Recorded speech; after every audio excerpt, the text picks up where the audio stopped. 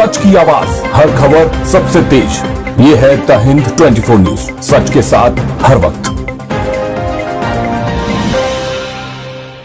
नमस्कार, आप देख रहे हैं द हिंद 24 न्यूज और मैं हूं आपके साथ साक्षी निर्वाण। आइए नजर डालते हैं आज की कुछ खास खबरों पर। बालागढ़ विधानसभा क्षेत्र से टीएमसी प्रत्याशी रंजन धारा और सप्तग्राम विधानसभा से टीएमसी उम्मीदवार विदेश बोस ने चोचुड़ा एसडीओ कार्यालय में नामांकन दाखिल किया। विदेश ने कहा कि सप्तग्राम से जीत हासिल कर ममता और अभिषेक बनर्जी के हाथ को मजबूत करूंगा। आम जनता का आशीर्वाद साथ है, क्षेत्र का विकास करूंगा। रंजन ने कहा, मैदान में विरोधी होना जरूरी है, तभी खेल का आनंद होता है। जो जीतेगा वही सिकंदर होता है। बालागढ़ क्षेत्र की मुख्य समस्या को समाधान करने का प्रयास करूंगा। কে আমরা সব সময় স্ট্রং ভাবি, কারণ খেলোয়াড় মাঠে যখন নামে না, সব সেই অপোনেন্টকে কখনো ছোট করে না। সে যত বড়ই মানে ভালো অপোনেন্ট হোক, তাকে কখনো ছোট করে না। সেই জন্য আমাদের খেলার নাম বাদ গেল, সেই জায়গা থেকে ভোটের কিছু প্রভাব পড়বে? দেখুন, ব্যাপারটা হচ্ছে কি, মানে বিভিন্ন ছলচাতুরি তো আছে ওদের। কখনো ইডি, কখনো সিবিআই, কখনো নোটবন্দি, কখনো করোনা নামে গৃহবন্দি, আবার এসআই নামে মানুষকে হয়রানি। বাংলা দখল করতে পারছে না, একটা জ্বালা। নরেন্দ্র মোদী, অমিত শাহ জ্বালা বাংলাকে দখল করে এনিহাও। কখনো আমাদের বাংলা 100 দিনের কাজ বন্ধ করে দিল, আমাদের বাংলা আবাসের টাকা বন্ধ করে দিয়েছে, বাংলার প্রাপ্য 2 লক্ষ কোটি টাকা তারা দেয়নি। বাংলাকে জব্দ করতে চাইছে, কিন্তু ওইভাবে বাংলাকে জব্দ করতে পারবে না। বাংলা 10 কোটি মানুষের অন্তরে মমতা বন্দ্যোপাধ্যায় অবস্থান করছে, আর মমতা বন্দ্যোপাধ্যায় 10 কোটি মানুষকে বুক দিয়ে আগলে রেখেছে। সুতরাং সেটা বাংলার মানুষ জানে। 2026-এ আমাদের 23 এপ্রিল 29 এপ্রিল মানুষ বারবার ওই বটমটা টিপবে, জোড়া ফুলের বটমটা টিপে বারবার জবাব দেবে। প্রতিপক্ষ হিসেবে কাকে? এখন অনেকটা হালকা লাগছে নমিনেশন করে আসার পর। এখন একটাই বার্তা, যে দিদির পাশে কিভাবে থাকা যায়। মানে দিদিকে আমার এখানকার কর্মীরা কত লিড দেবে বা কত ভোটে তারা জেতাবে এখান থেকে, সেটাই আমার একমাত্র আশা থাকবে, যে দিদিকে আমরা খুশি করতে পারবো কিনা। সপ্তগ্রাম তো অনেক দিন ধরে আপনি ঘুরছেন, গ্রামে গ্রামে, নগর, অনেকই আশাবাদী আছে লোক, অনেক রকমের সমস্যা বলেছে। কি তাদের কি সমস্যা নিয়ে? সমস্যা সেরকম কিছু নেই, সামান্য সমস্যা আমরা বলেছি ভোটের পরে।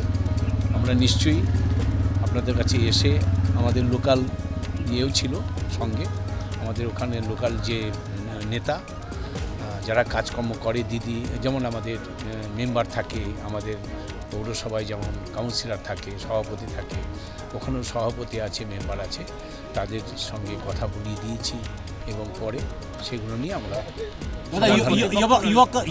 এলাকা যুবক যুবতীরা যেহেতু এসআইআর নামটা বাদ গেছে, অনেক হতাশ হয়েছে। ওদের ইচ্ছা ছিল ভোট দেওয়ার, কিন্তু ওদেরকে কি বলবো না। আমরা দেখুন,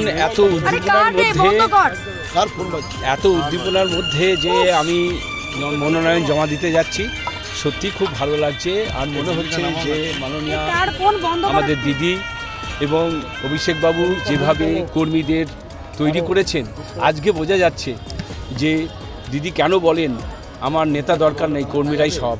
কর্মীরা যেভাবে উৎসাহ নিয়ে আজকে আমাকে এই জায়গায় নিয়ে এসছে, আজকে মনোনয়নের জন্য নিয়ে এসছে, সত্যি আমি খুব খুশি এবং আমার দারুণ ভালো লাগছে এই কারণেই যে আজ দিদি এত কষ্ট করে এই সব কর্মীদের তৈরি করেছে। কতটা আশাবাদী?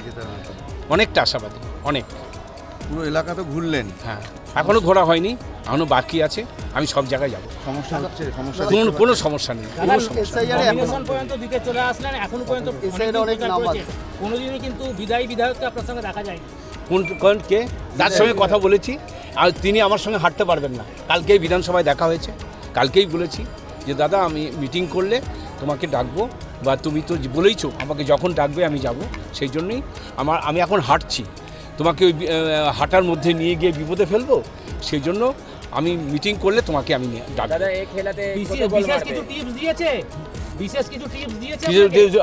বিশেষ টিপস ওই আমাকে যখন মিটিং হবে তখন বলে দেবো। কালকেই বলেছে আমাকে যখন দরকার তোমার প্রয়োজন বা তুমি আমাকে ফোন করবে, আমি তোমায় বলবো। আমাদের সঙ্গে সম্পর্ক আপনারা যতই চেষ্টা করুন অন্যভাবে বলা, কিন্তু আমরা কিন্তু সব এক জায়গায় আছি। প্রধান প্রতিপক্ষ কাকে মনে করছে? প্রধান প্রতিপক্ষ মনেই হচ্ছে না, আমি তো বুঝতে আশাবাদী।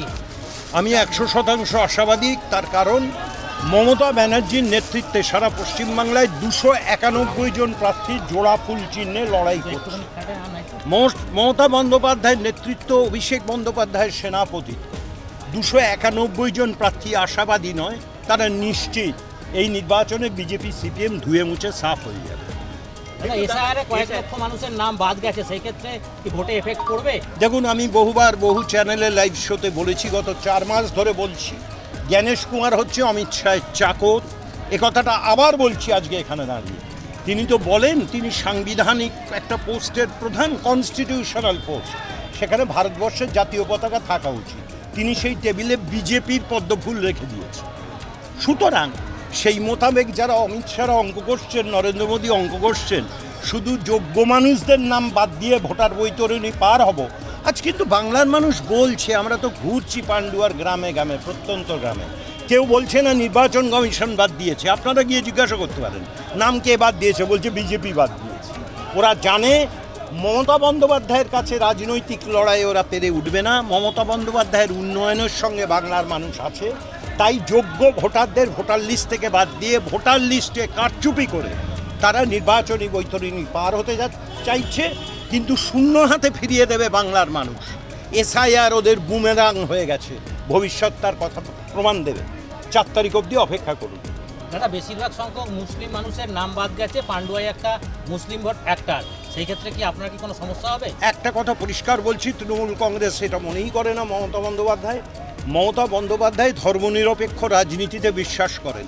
হিন্দু, মুসলিম, বৌদ্ধ, খ্রিস্টান, জৈন, শিখ, পারসিক সকল জাতের সকল ধর্মের মানুষকে নিয়ে চলতে চান মমতা বন্দ্যোপাধ্যায়।